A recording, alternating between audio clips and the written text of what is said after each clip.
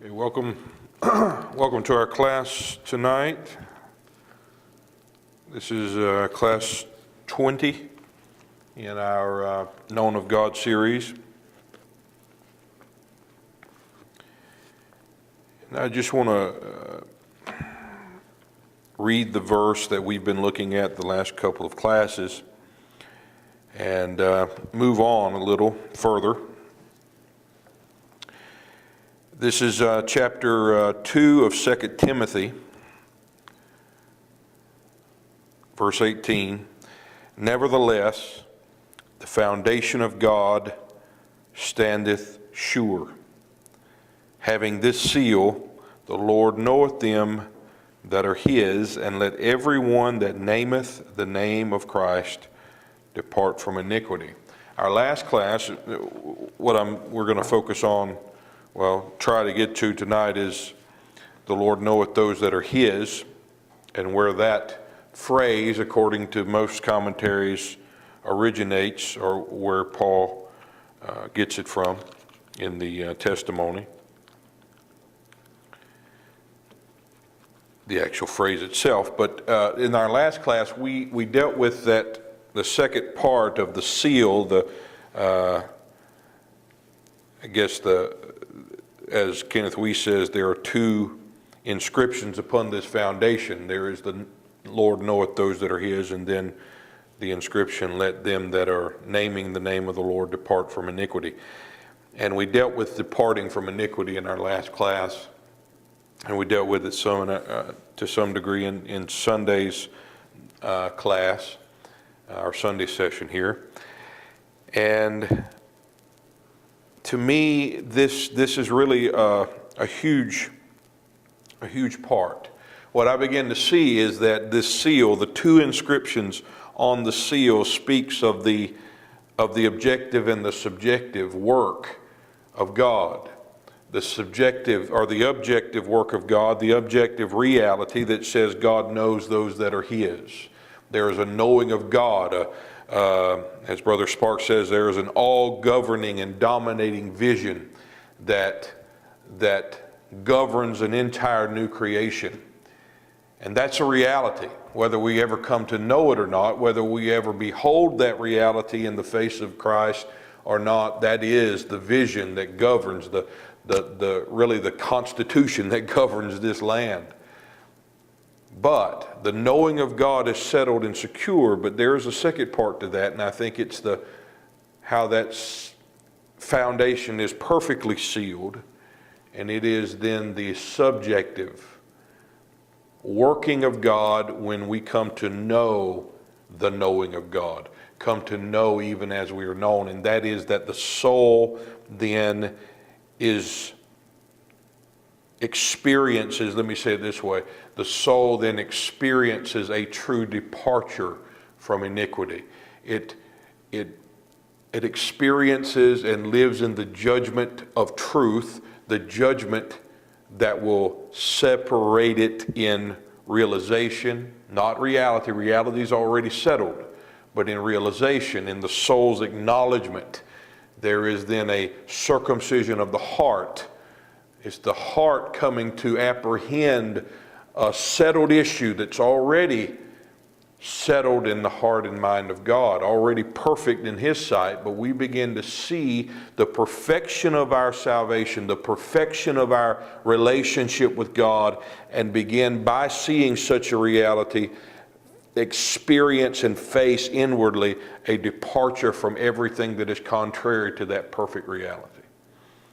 And to me, this is that twofold, or that seal that is on the foundation of God. It is not only the objective reality, it's the necessary subjective working of that reality in the soul, so that the soul can live in the light of it and in the judgment and the reality of that.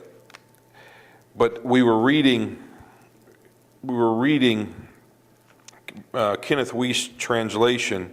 And as I said, I'll just go here and then go on from it. But we're reading his commentary on this verse, and he said something that at first to me seemed wrong. And I guess if I saw it in the way he did and what he means, it probably would still be wrong as far as I was concerned, because he says this: the purity of the church is essential or indispensable to its security, meaning that there is no security except there be a purity there. The more pure you are, the more secure you are. You can say it that way. And that's what religion presents. The more pure you are, the more secure you are. If you have an impure thought, you are less secure now than you were before that thought. That's man's understanding, because we think God relates to us the way we relate to one another in the natural. My feelings towards you can change based on your actions or your inactions. What we call relating to one another has to do really with our mood. God is not moody. It's not to him about mood. God deals with us in the light of a covenant, in the light of a settled and fixed reality, in the light of a finished work, something complete. And therefore, he doesn't change at the drop of a hat. Our thoughts or lack thereof, deeds or lack thereof, doesn't help or hurt as far as God, the objective reality, as far as that goes. So when he says the purity of the church is indispensable to the security of the church, I began first to think, man, what do you mean? You're putting it all on flesh. And maybe he was. But as I began to just ponder that statement, I stayed there. I didn't just throw it away.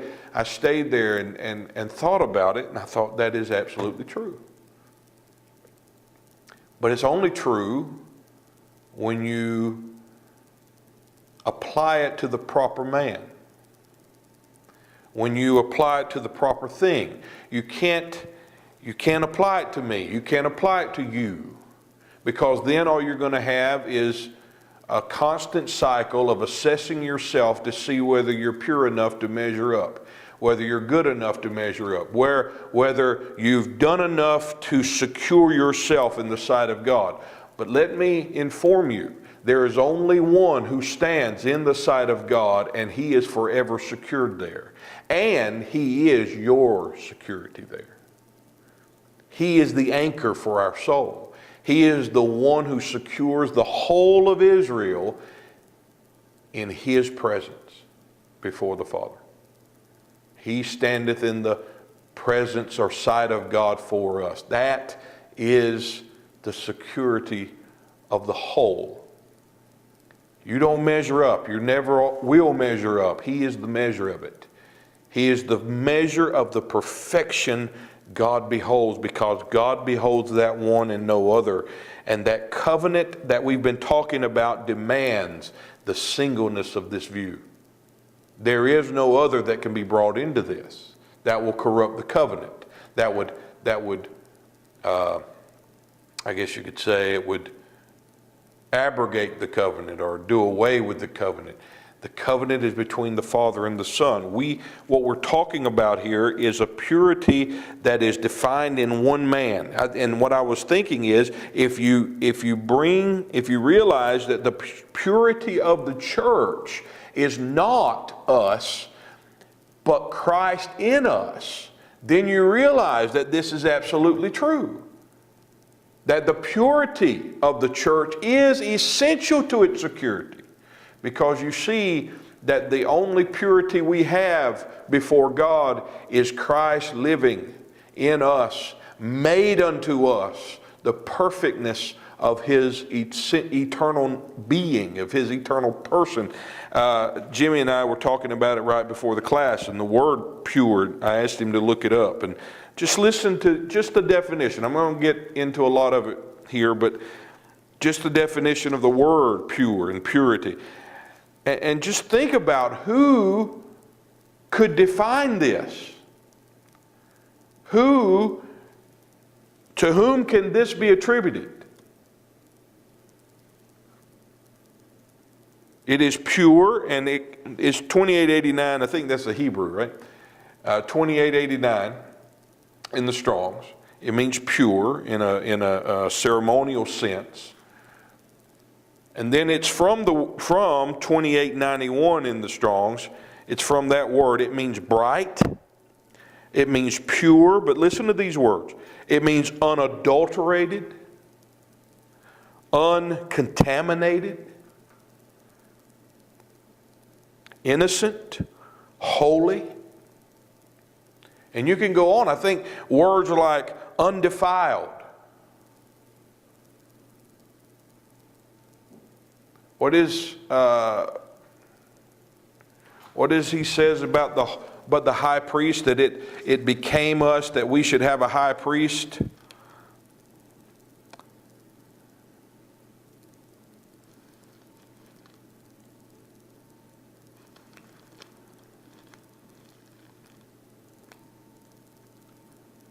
Let's see, I'm trying to find that verse.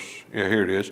For such a high priest became us, meaning we were in need of such a high priest who is holy, harmless, undefiled, separate from sinners, made higher than the heavens.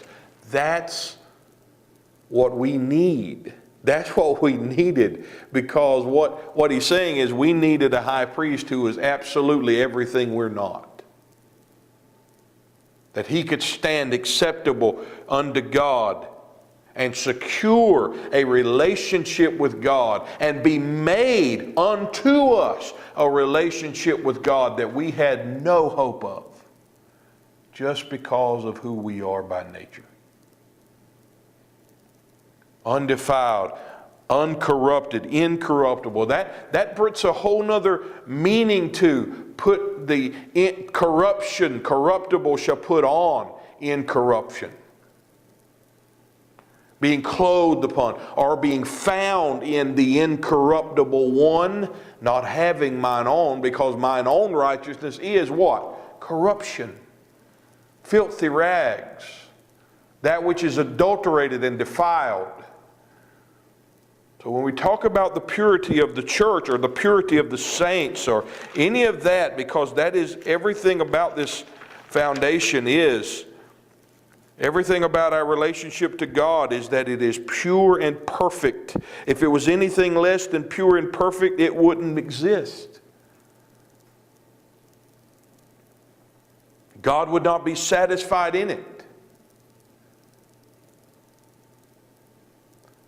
So yes, the purity of the church is indispensable to its security, but you have to see the purity and the security of it bound up inseparably to the one man, Christ himself, the one who was in the Holy of Holies, type and shadow in the Old Testament, the one clothed with the pure white linen garments, the one accepted before God. You have to see it there. You have to see the purity of it there. And in seeing the purity of it there, you will realize the certainty and security of it there. And never again seek to find that in yourself. So, we said that in our last class, and we talked about that more. And we went into Numbers 23, looking at this, where God beholds no iniquity in Jacob, that departing from iniquity. God beholds no iniquity in Jacob, no perverseness in Israel. And basically what we were saying there is the beholding of God. God's view is a perfect son. God's view is that one in whom there is nothing of wickedness, nothing that misses the mark, nothing that is imperfect, nothing that's incomplete. He does not, his view does not, and we've said this throughout the classes, but this says it. God's view, God's understanding with regard to you and your soul, your salvation, does not possess you as its reference point. It does not have you as its central object. If it did, he could never have uttered these words concerning Jacob, concerning Israel. He beholds a reality that is based upon covenant. He sees one. He sees his one, the one, he sees his beloved son. And that's who he sees. And the work of the Spirit is so that our soul will see the same one he is seeing. that our soul will behold the same one who is perfect in the sight of God and know Him and live in the light of Him as that perfection, as our own perfection. Paul says, preaching Christ in you, the hope of glory, Christ in you. He says, presenting every man perfect in Christ. That's not presenting every man perfect. That's not what it's talking about. It's not even saying, I'm preaching to you so that one day you'll finally reach perfection. And I'll be able to present you to God perfect. That's not what he's talking about. He's saying in proclaiming Christ in you, he is proclaiming the perfection of every man. He is proclaiming the perfect salvation that is given to the soul of those who are born again. He is presenting the perfect life that is in the soul of everyone who is born again. We cannot see a perfect life looking at ourselves. We can only see the perfect life looking at the perfect man. And the glorious thing is that perfect man is our life unto God. And that perfect man is in us, and God desires to reveal him there and make him known so that we can live in the certainty of this reality of relationship with God. So we've been talking about that, and about like I said, the last class we talked about departing from iniquity, and basically departing from iniquity, as far as I see it, is the soul in the seeing of Christ and the seeing of the perfect one. It is the soul being separated in realization, in understanding, in truth, from that which is contrary to God's view. God beholds no iniquity in Jacob. Anything that is contrary to that view, my soul being separated from anything that is contrary to that view. Do you know what is contrary to that view? Me. The moment I look at me, I am looking at that which is contrary to that view of God. Because all I can see when I look at me is iniquity. At my best. We can fool ourselves, make it look as good as possible. But even the perfect of sacrifices had to be offered. Only the perfect sacrifices had to be offered. Perfection in the flesh is not what God is after. We fool ourselves in thinking that's what it's about. The security of the matter is that it is not of us to any degree. It is of Him. It is of Him, by Him, through Him. It is Christ living in us as everything we are not. And this is to me what it means to be separate or departing from iniquity is not you just stop doing bad things, or you stop, doing things that you believe are wrong. That has nothing to do with it. That will come, that may come, but that's not the goal. That's not the thing we have to push toward. That's not it. I mean, I can stop doing anything. That doesn't mean there's a greater realization of life in me. I can stop doing those things and there is no greater comprehension of the life God has given to my soul. No, I look at this life, I look at the natural life and look at the religious life and say, I'm doing better. What I'm talking about is beholding that better thing, beholding that perfect reality, that glorious reality that is within the boundaries of Christ Himself. And in my soul being separated from everything that is not within those boundaries, or that has no place in those boundaries. As we said, Ezra and Nehemiah, they separated themselves from the mixed seed. when the understanding of the law came. When the perfect testimony not only was read to them, but the understanding, the truth, the meaning of that law, which is Christ himself, came into their midst, came into their understanding. He says there are people who had knowledge, who had understanding. When that understanding of the truth and meaning of the law, that happens in us in the revealing of Christ, who is the truth and meaning of the law. When that took place, there was a separation from the mixture, because only one seed could remain there. Only one seed had right to possess that place and possess that land. To me, that's departing from iniquity.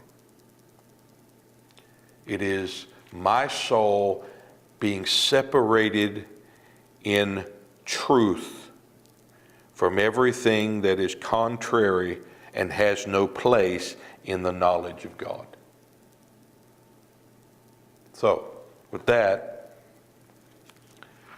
we'll move on. So,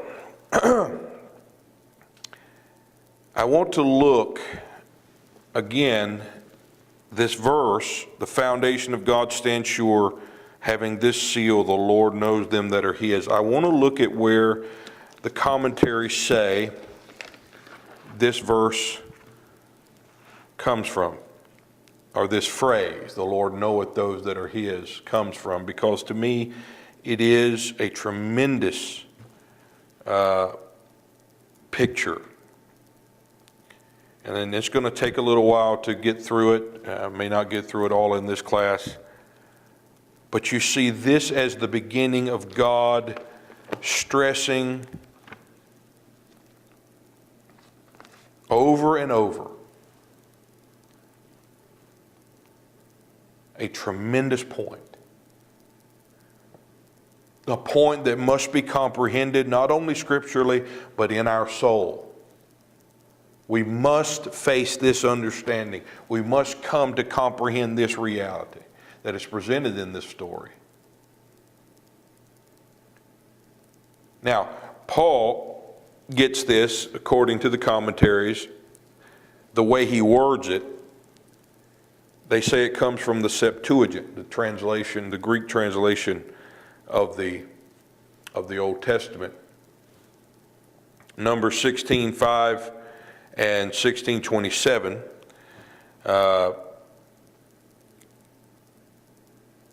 And we, as we've already said, the Lord knoweth those that are his. That's the phrase. So let's start reading here in Numbers 16.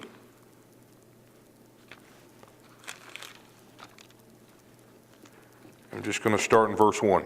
Now Korah, the son of Izhar, the son of Kohath, the son of Levi, and Dathan and Abiram, the sons of Eliab, and On, the sons of Peleth, the sons of Reuben, took men. And they rose up before Moses with certain of the children of Israel, 250 princes of the assembly, famous in the congregation, men of renown. And they gathered themselves together against Moses and Aaron, and said unto them, You take too much upon you, seeing all the congregation are holy, every one of them, and the Lord is among them. Wherefore then lift ye up yourselves above the congregation of the Lord. And when Moses heard it, he fell upon his face. And he spake unto Korah and unto all his company, saying, Even tomorrow the Lord will show who are his and who is holy. Now, in the literal Hebrew, this says, in the morning or tomorrow, the Lord will know who are his. Basically, will reveal his knowing in the midst of Israel.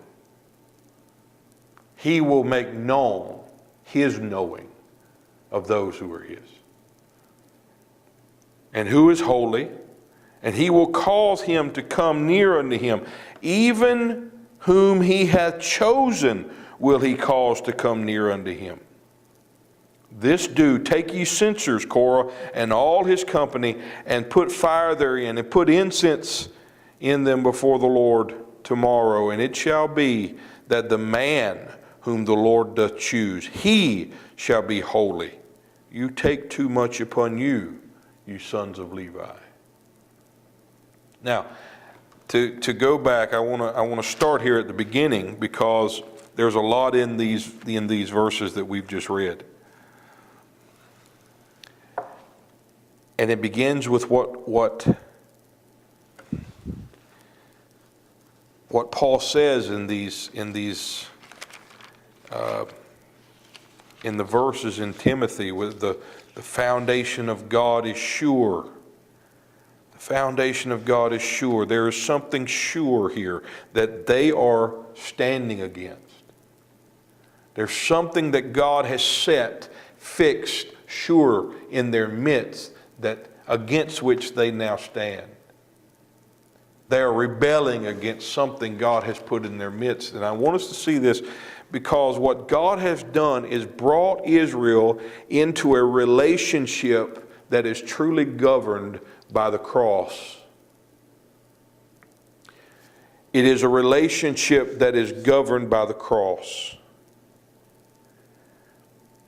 And we're going to see that because of the destruction that will come to Korah and his company. But I want you to see that here in all of this is presented a reality that the cross has brought about.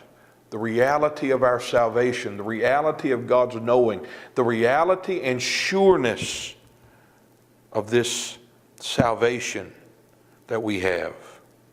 It is sure.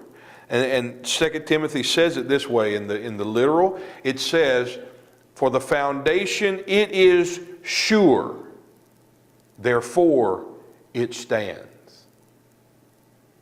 See, it's the nature. It is firm. There is an attributive nature to that foundation. It is firm and sure, therefore it stands. It will never be moved. God will not repent of it. God will not move it for anyone, no matter how great you think your argument is. No matter how right you think your position is. There is a fixed and settled reality that God has put in the midst. That's why it's called the rock of offense, the stumbling stone. It is something that will not move for you. It is a fixed and settled issue in the heart and mind of God, and it stands immovable. Thayer's defines it as immovable. The foundation is immovable. We talked about it in earlier classes, that the word sure also means obstinate, which means unmovable, unyielding to any contradiction.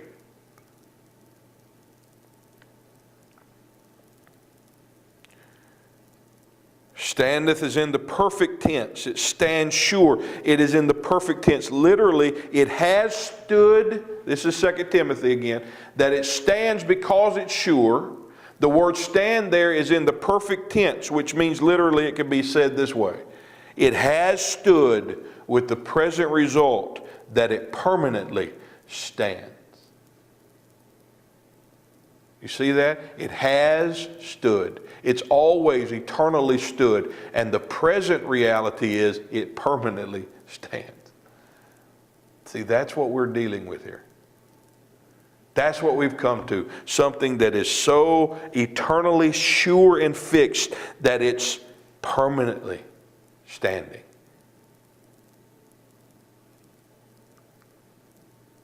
God. We've already stressed this to some degree. But much like the rest of Hebrews 4, it remains, the remaining of a rest. Remember, there remaineth a rest for the children of God. It is not that there remains one yet to come or yet to be brought, yet remains to still be fulfilled. No, it's not about that. It remains because it is a settled issue that will never, ever move.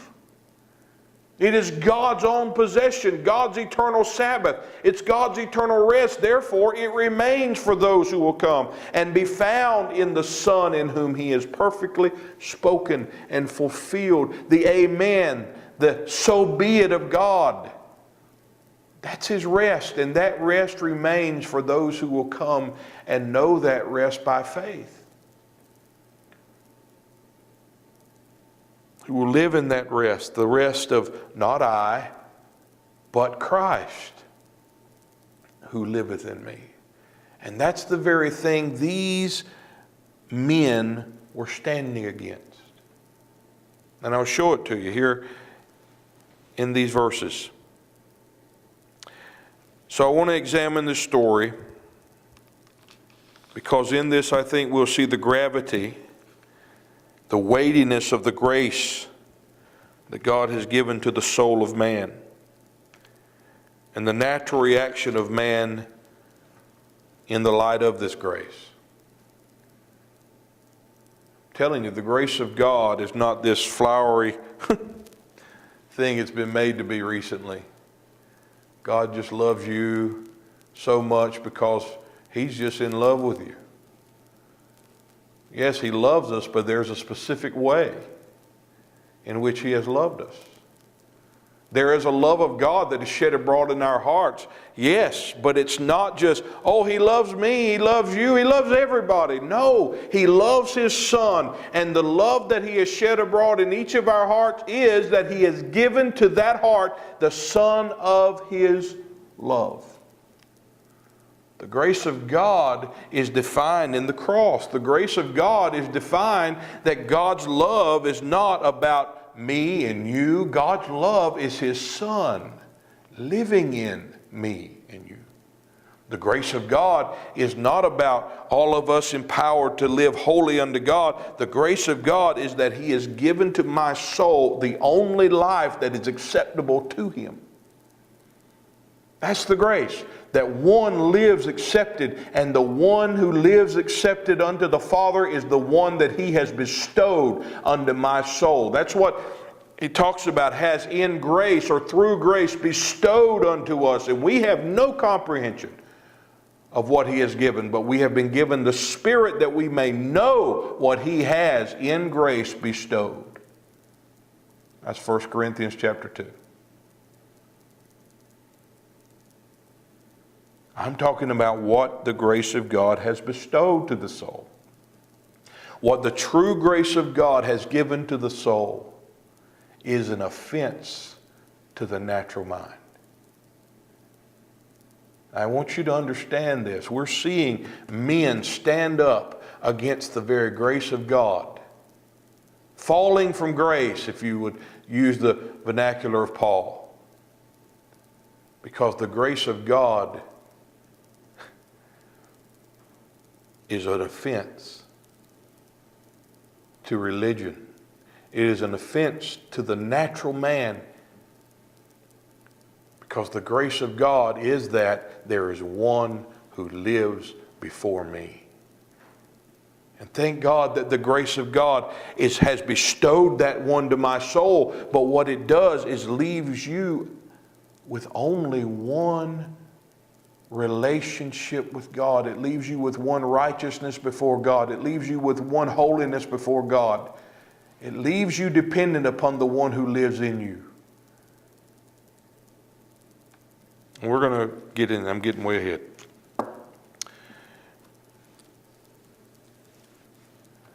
Let me read this. We'll see the gravity or the weightiness of the grace of God that has been given, and we'll see the natural man's reaction to this grace. To this fixed and singular nature of the grace of God. Singular nature. To God's knowing, God's relating to us.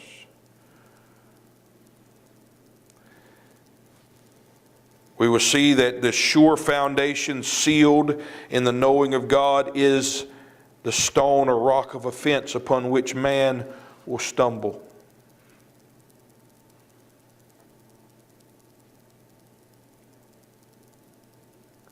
Isaiah 8:14, he shall be for a sanctuary, but for a stone of stumbling and for a rock of offense to both houses.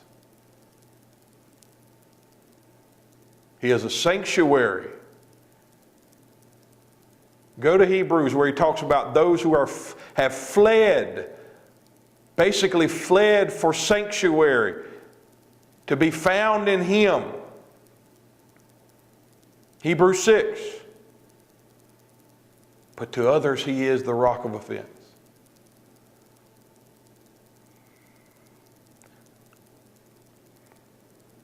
But he is a sanctuary for those who will be found in him, not having anything of their own. The offense is that you can't bring anything of your own here. The offense is there is nothing of you that has place here. It's of him and not of us. That's a relationship governed by the cross. That's the true relationship of a new creation. Not I, but Christ. That's not just a phrase we throw around, people. That's the reality we come to the moment we are born of the Spirit of Christ. Not I, but Christ. And it may take forever for us to awaken to that reality, but that is the reality nonetheless. And there is something in the heart of man that stands contrary to it and fights it. There is something in the heart of man that will stand against that. Like it says here, they stood against Moses and Aaron. It will stand against that because it says, what about me? What about my part? What about my place? What about my blessing? Haven't you reserved a blessing for me, Father? No, I have blessed him, and he shall remain blessed. And to bring it for us, and if you will have any blessing at all from me, you will be found in him who has made unto you all spiritual blessings. He is the blessing of God unto us. But that's the whole thing that is offensive to the natural man. We have to be found in him, not having anything of our own to know anything of the blessing. We don't get a bunch of stuff. That's what we want. We get him as everything. And that seems so insignificant and so small and so insufficient to the natural man. And then we just cry to God, what about me? There's got to be something of me here. He's not enough. Who does he think he is? You've set him up above us? Yes.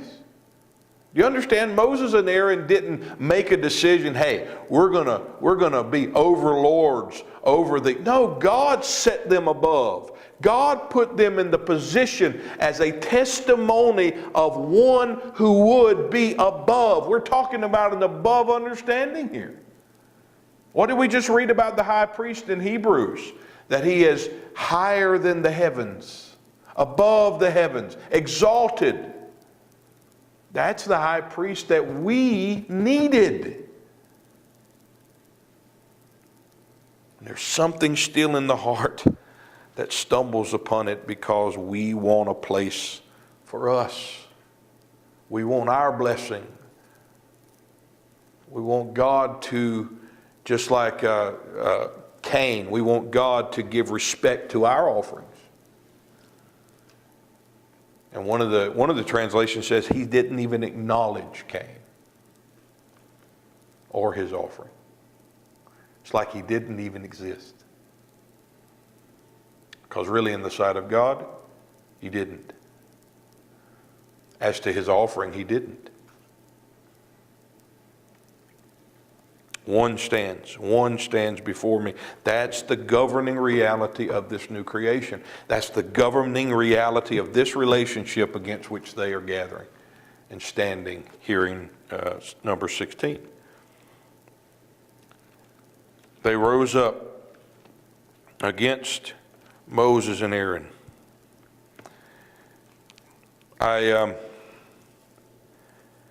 I wrote here, it's vital that we first consider the scene set forth in these verses to get the impact of what takes place and how it applies to what Paul is declaring.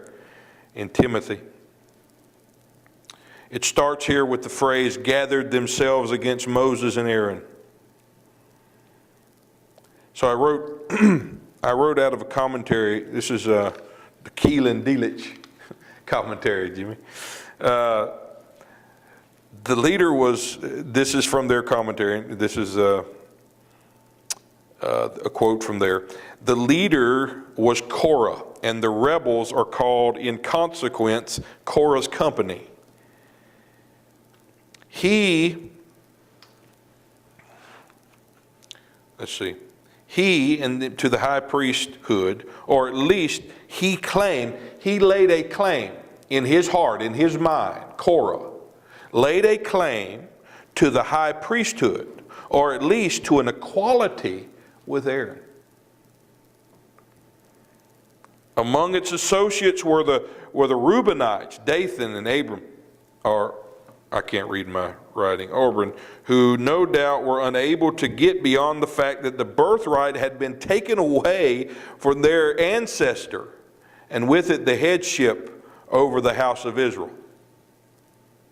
You see that? They couldn't get over the fact that the birthright had been taken from them and given to another. Haven't you a blessing reserved for me? I've blessed him. He has the inheritance. He has the blessing.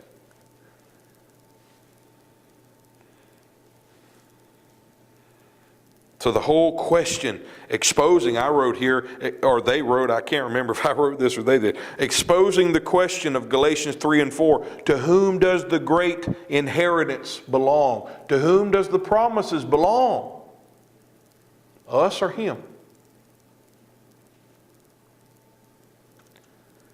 Apparently their intention was to seize upon the government of the nation under a self-appointed high priest. You hear that? Self-appointed high priest. Forcing Moses and Aaron out of the post assigned by God. That is to say, to overthrow the constitution which God had given to his people. That's the thing. See, to me, that is a fearful thing that has begun to come into my heart. That is a fearful thing.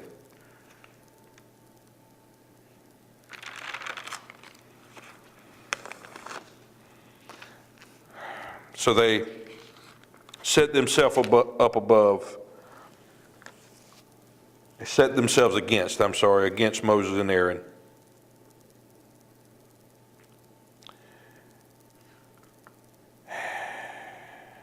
And they say this to them: you take too much upon you, seeing that all the congregation are holy. Now, the phrase "you take too much upon you," when I begin to look at that in the Hebrew, when you look those words up, it's very telling of what's going on here, what their mindset is here. And it speaks to something tremendous. The word "upon you" means it belongs to, or regard to you. It means it belongs to you. You think something belongs to you. You take too much upon you. Too much, the word "too much" in the Hebrew, is a word that means abundant. In quantity, size, age, rank, quality. It means exceedingly great, full, increased, plenteous, sufficient. And I begin to see in their confrontation of Moses and Aaron the thing that offended them, but it was also the truth with regard to Moses and Aaron.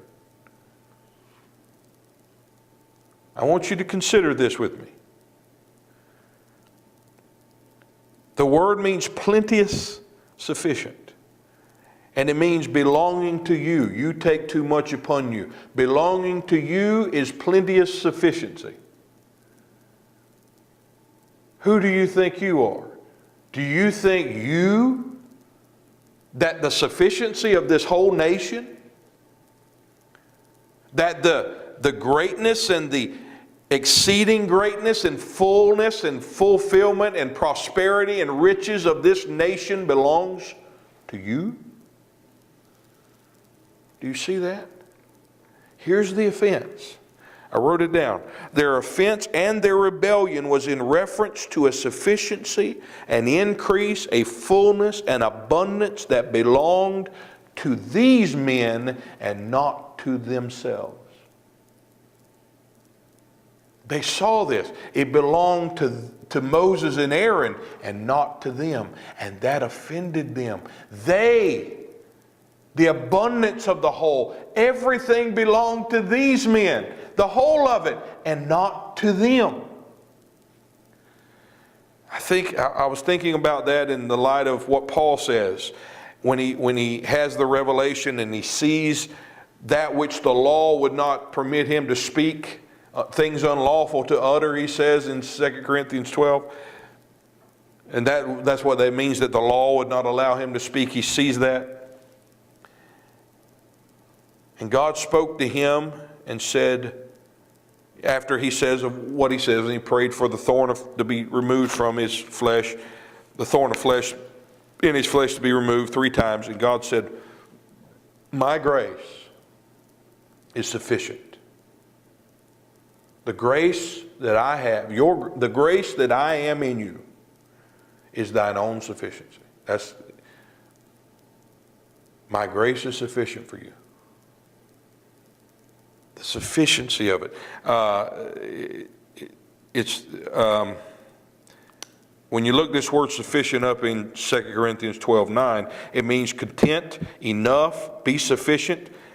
It carries the idea of raising a barrier to keep safe and secure.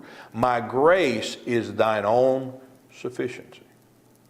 Meaning, I am your sufficiency.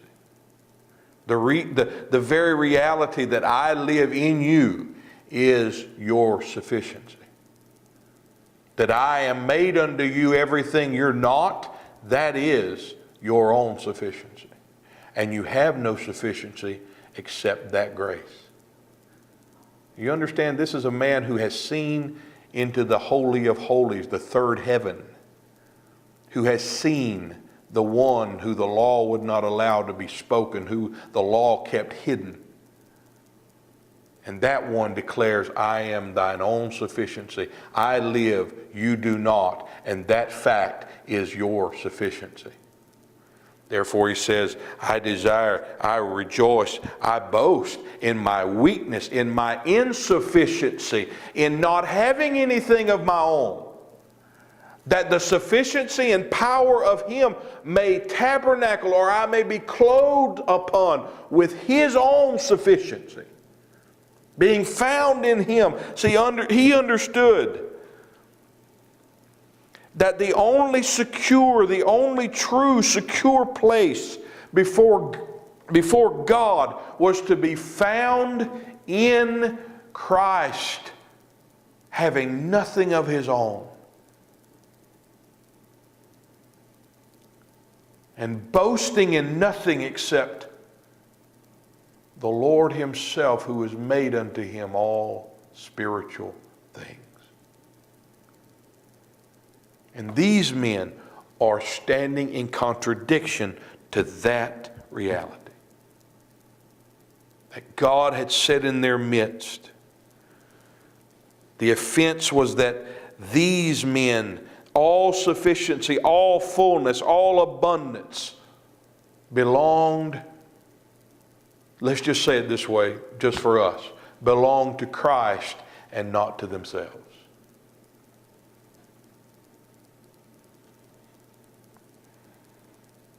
I wrote here, religion and the works of religion flows out from an inward condition that rises up against an eternal determination that God has set in order, and that is that in this one all fullness will dwell.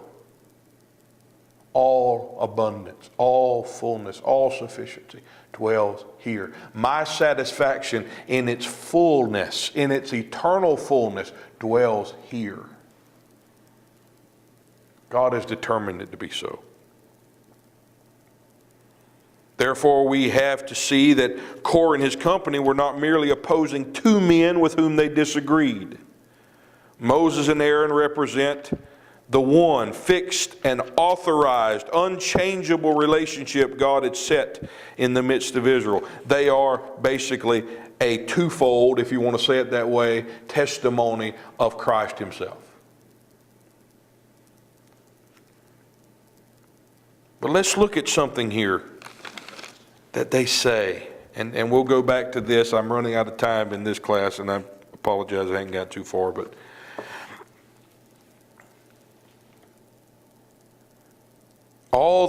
listen to this. You take too much upon you, seeing all the congregation are holy. The first thing that I saw there was the assumption of possessing something separate from this one that God had put in their midst. We're holy. We're all holy here. And that's so absurd when you look at it in the light of the high priest that we've been presenting throughout these classes. When you look at it there, you see the perversity of these statements. You see how perverse the heart of man is in the light of eternal things. Wanting his place, the lust of the flesh, wanting his position, wanting his place. Assuming he has something that belongs to him. And they exposed their true ignorance with regard to the reality that God had ordered and set in their midst. All the congregation is holy. This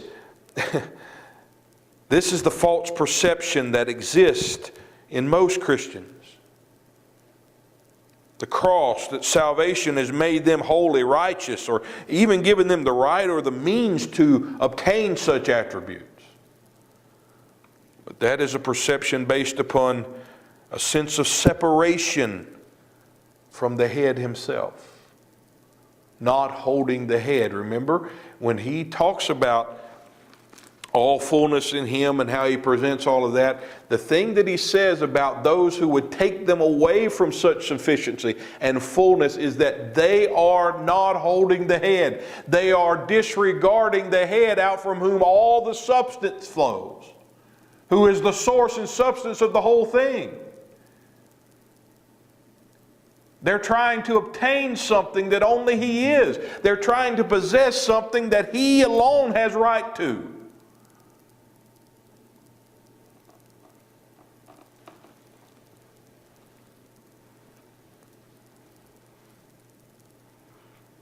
Ignorance and rebellion against God, giving to the soul one Son that was made unto them all things. Listen to this. This is what they're standing against. Listen to this verse out of Exodus 28:36. Let me read 36 through 38. I'm going to turn there. Exodus 28:36 through 38. And thou shalt make a plate of pure gold. This is in the making of the garments of the high priest. Thou shalt make a plate of pure gold, and engrave upon it, like the engravings of a signet, holiness to the Lord. And thou shalt put it on a blue lace, that it may be upon the mitre, upon the forefront of the mitre it shall be. Listen to verse 38 now. This is the thing that they are standing against. And it shall be upon Aaron's forehead, that Aaron may bear the iniquity of the holy things, which the children of Israel shall hallow in all their holy gifts. And it shall be always upon his forehead, that they may be accepted before the Lord. Do you see the security of that? Do you see how the whole are identified in the one? Do you see how the whole are secured in the head of one man? Let me read it again. It shall always be upon his forehead, that they may be accepted in the sight of the Lord. All of us are holy. The only holiness they had was the one standing in their midst that had an engraved signet upon his head that said, "Holy unto God." You see the absurdity of that statement? And that's why when Moses heard all of this, he hit his face on the ground. He fell before God and began to pray. Why? Because he, unlike us, understood the gravity of standing against such a fixed reality. He understood God had set something in order and they were standing against what God had wrought in their midst. It wasn't going to change what God had wrought in their midst, but they were going to face the destruction of standing against it. This has brought about a real, true fear of the Lord in my heart, of attempting to relate to God in a way that is contrary to His knowing. Because all that is, all of our attempts to relate to God, all of our attempts to be good, to be holy, to be righteous, to be like Jesus, all of that is an affront to this fixed reality that He's set in our midst. And I promise you, we, in our soul's experience, in our relation, in however you want to say it, will face. Let me just say it this way. I have it written here later, but let me say it before the end of the class. To be carnally minded is death. To be spiritually minded is life and peace. In your literal translation, there's no is there. It says, to be carnally minded, death. Same thing. There's no distinction. It's not, this is the result of this. This is, to be carnally minded, death. Carnally minded, death. Spiritually minded, that means the mind of the Spirit, life, peace. Why? Because when the carnal mind of man is present and he's perceiving anything, it's him in view. Which is what? Death. Destruction. Separation from God. And trying to know anything of reality, anything of spiritual reality, because the carnal mind loves to attempt to peer into those things of God. But all you see is death, and we will face that death. And here's the death. The death is nothing more than separation from the congregation. You'll see that here in this story. Death is being swallowed up in the earth and separated from the congregation. Most of us live in such a state of separation. Separated from the congregation that is defined in this statement. Israel is my son. Why? Because we haven't seen the Son who is the defining and measure of Israel. So we stand against it in our hearts. That's just the nature of man. We stand against it. Why? I want to be holy too. I want to have my place here. And the reality is, the reality that governs this relationship is, there is only one who will stand before me. And you will either be found in Him or you will face destruction. That's why the warnings of Hebrews are so strong and so severe. Because to neglect this great salvation is to neglect everything that your soul was created for. And God has no other option for you. Because God has His satisfaction. God has His Sabbath. God has His rest. And He has, in this grace, offered that rest to my soul. This is the grace. This is the grace. One stands before me. The grace is that one is in me. That one lives in me. He is in the midst. God has put that one in the midst as my only life unto God.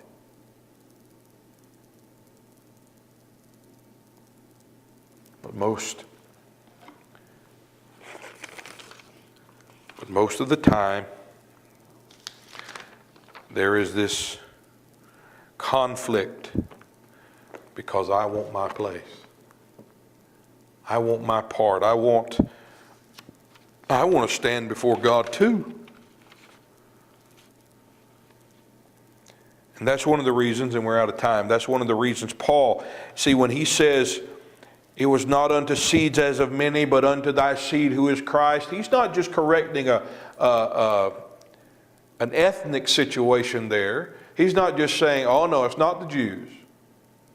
It's not many Jews. No, that's not about the... No, he's not merely correcting that, some nationalistic view that was there. He is presenting the sure singularity of God's knowledge with regard to all. One seed. And you'll see that in this with Korah. After Korah's destruction, God will say, now make this memorial so that they will all know one seed will stand before me.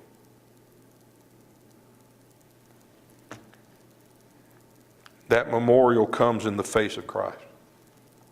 That understanding comes in the face of Jesus Christ. One. And see,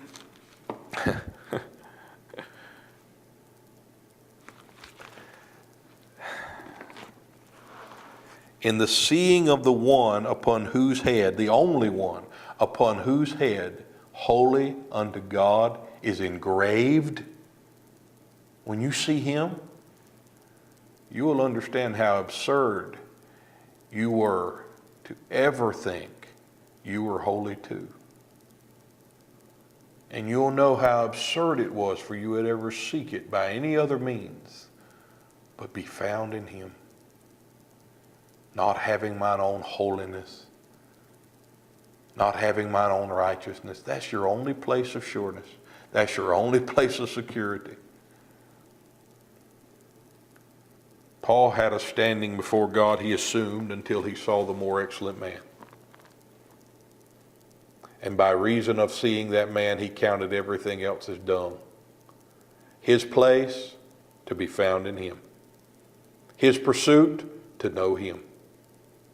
His desire, to apprehend him, in whom I have been apprehended of God. Understand? It's a man governed by the reality of the cross. It's a man governed by the knowledge of God. One stands before me. And may that knowledge come in our hearts so we do not stand in rebellion toward this great salvation. Rebellion and rebelling and counting as nothing, or as Paul would say, frustrating the grace of God. Because the grace of God is the singleness of his vision, the singleness of his view, that perspective that is singular in its nature, because it is one man who stands there accepted before him. That's the grace of God. One living in me unto God. And in that, as I behold that one, there can be a reckoning in my soul. There can be a true reckoning in the light of that one who is my life, that I am dead unto sin and alive unto God through him. Yes, but never separate. Nothing of our salvation will ever be known separate from this one God has set in the midst of Israel. All right, we'll stop there and pick up in our next class. Sorry I didn't get very far, but we'll pick it up in our next class. Whether that'll be a week from now or 2 weeks, I'm not sure. But thanks again. Amen.